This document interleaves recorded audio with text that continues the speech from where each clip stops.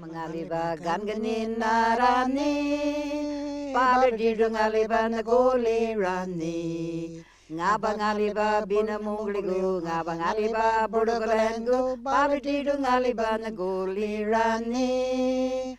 Mamangaliba ganganin narani, palididungaliba nagoli rani. Balumolad wadanu, balumalango ngalalgo. I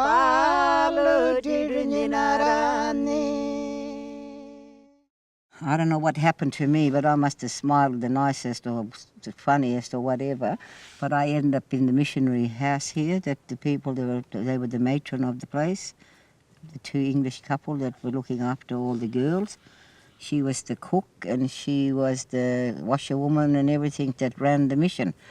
And I don't know how I got there, but I ended up being their daughter and lived in the house with them. And I don't know what happened, but I used to not be in the dormitory where all the girls were locked up every night and they were put away at 6 at night and let out 6 in the morning.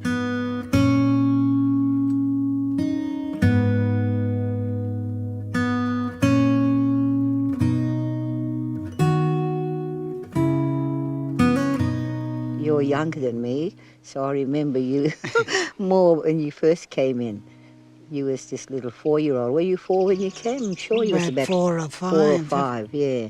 And I was 1 year older, so from there we stayed together in the mission with the Jacksons, didn't we? That's right. We used to live with them, and most of the other children lived in the dormitory side.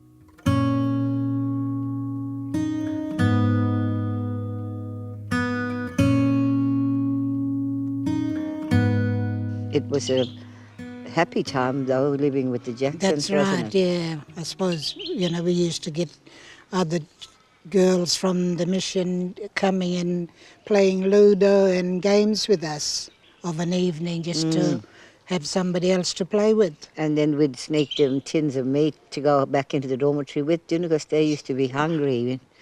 Because they normally would eat around about 5 5 so o'clock. by the time it was 8 o'clock. They were hungry. Well, Josie was in the mission there, but she lived in Mrs. Jackson's house, whereas we were in the dormitory and we had different sort of life, and she lived like a princess. And whenever we might feel hungry, we'd say, Josie, could you get us a piece of bread and butter on it? And she'd run up them steps and go and get the bread and butter and come down and give it to us. Never got caught because she's allowed to do what she liked in there. That was her home. Well, even though we sort of lived with the Jacksons, I suppose we used to, feel embarrassed. Why were we chosen to live with them and not somebody else who, could have had the same opportunity as us? Every time somebody came to visit the Jacksons of an evening, when we used to see them walk past the glass window, we used to run and hide until they left again. And it was because we were embarrassed to think, why were we privileged to be there with the Jacksons. Well, that's the same feeling I have too, that, we were privileged really to be there. And we felt sad for the other girls too, didn't we? Because it was a lot harder for them. So I can really understand everybody's feelings today. Everyone has different stories, and that's our story, and their stories are different.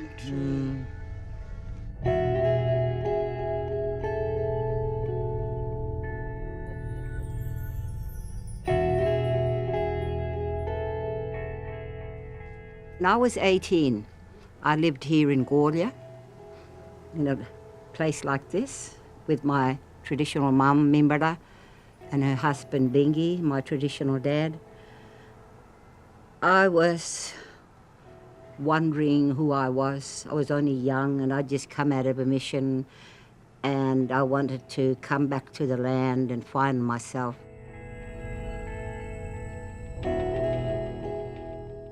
I came here when my lovely English mother let go of my hand, and I came here, and my traditional mom grabbed my hand, and she took me on a journey to find my soul and to calm my spirit. People come on this journey and walk with you, then they let you go, and another hand comes and takes you, and you learn another journey. And on this journey with my mum, we lived here in Golia, in a shack. We lived outside on the ground.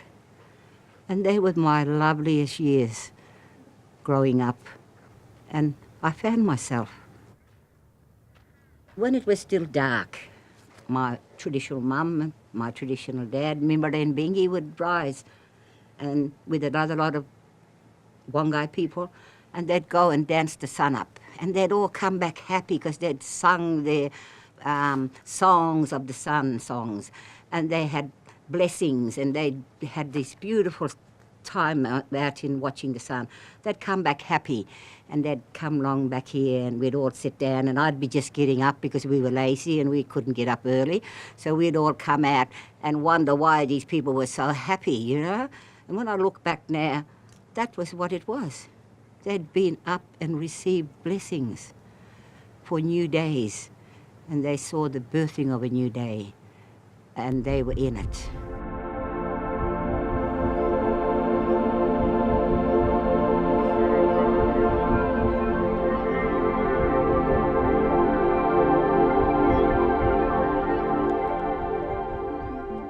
This song is a song about the breaking of the day. It's called Yungun Naringu. Yungun Naringu means the day is breaking. It's about beauty of the land and being in it and celebrate the richness and the beauty of the land and to get the first rays of the sun into you. Yungunaringo, Yungunaringo, Jindo Bagano, Jindo Bagano, Jindo Bagano, Walgamono, Walgamono, Jindo Bagano, Yungunaringo, Yungunaringo, Jindo Galabagano, Jindo Bagano, Jindo Bagano. Walgamono, Walgamono, Jindo Galabagano, Jindo Bagano, Jindo Bagano, Jindo Bagano, Walgamono, Walgamono, Walgamono. And it's something beautiful that my mother gave to me, and I carry it today by being here and respecting my religion today and remembering how she taught us. My arrival story in Perth was freedom and adventure, I guess.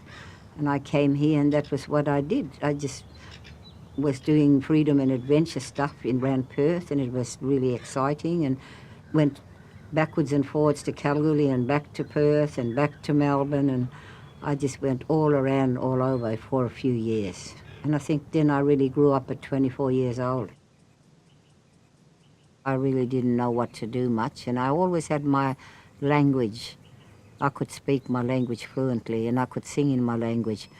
And I had that with me because in those days, before we came in the 80s, everyone was scared to say they were Aboriginals, and they were scared to say they had a language. And my kids said they used to slink down in the chairs when anything was said about Aboriginal people. You know, they knew I was Aboriginal, and oh, what are they going to say? And they used to hide. But then in the 80s, it became trendy, you know, the Aboriginal stories and the Aboriginal language and the stories became trendy. And I had this gift of having my language. And my husband said, why don't you go and sing your songs in your language? So I sat down and translated a lot of my songs into my language, and then I went and recorded it, and I had these songs. This time you can all move around in happiness because water's come for all the animals. The water hole's filled up again. Ready?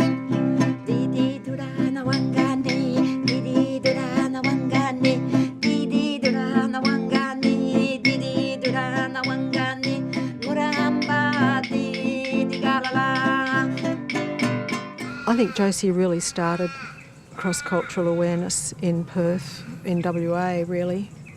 Schools I think it happened in hospitals as well, because she's done a number of workshops with nurses who work with Indigenous people, and they're desperate to know, you know, they really want to know how to help. I've got a spear. I want to hunt.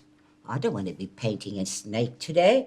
I want to... Josie comes and visits us every year, usually in the junior classes, and she does the sand stories and sings songs and plays these fantastic imagination games with the kids. And whenever they see her on the veranda early in the morning, they come rushing up and say, "Oh, Josie's here, it's great, you know, we know, is she coming to our class today?"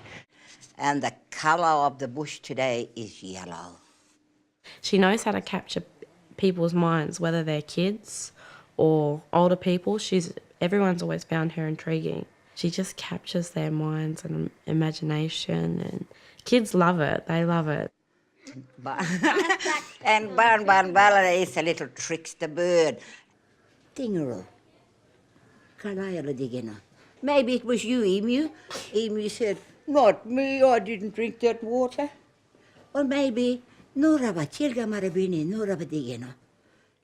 I'm a traditional storyteller. I've never written a book ever, you know, written anything down. I've always just told it as a traditional storyteller, because these stories I've carried with me all my life. A big goanna. Not me, said the goanna. I didn't drink that water. Josie seems to be naturally charismatic. She's got a fantastic gift of creativity, and I think she must draw that from the land and from things that she feels in the environment, and she can point the kids towards that, and they feel it too. They're very sensitive, and if she says, you know, "Do you feel this?" or "What do you think about that?" you can see them nodding and smiling, and they really get it. And Babe was a little boy in the hills. He didn't. Babe was a little boy and he lived up in those hills. He didn't have any shoes. He didn't have a mum. My purpose in life is to be in the mix, teaching everyone to be together. I believe in the mix, and I always go out every day being generous in anything I know, because I think what we don't teach people, people won't know. And I don't like them and us when I go into towns and I see Aboriginal people here and white people over there, and there's no mix. And that's what I'll go out every day. That's my passion, and that's important for me, to teach white people another way to look at us. I went walking in the bush one day, the bush one day, the bush one day. I went walking in the bush. I'm like an ambassador for my people, to give them another way of looking at Aboriginal people and not the stereotype that they see on us every day. And I go every day with that in mind, to help bring us together a little bit better.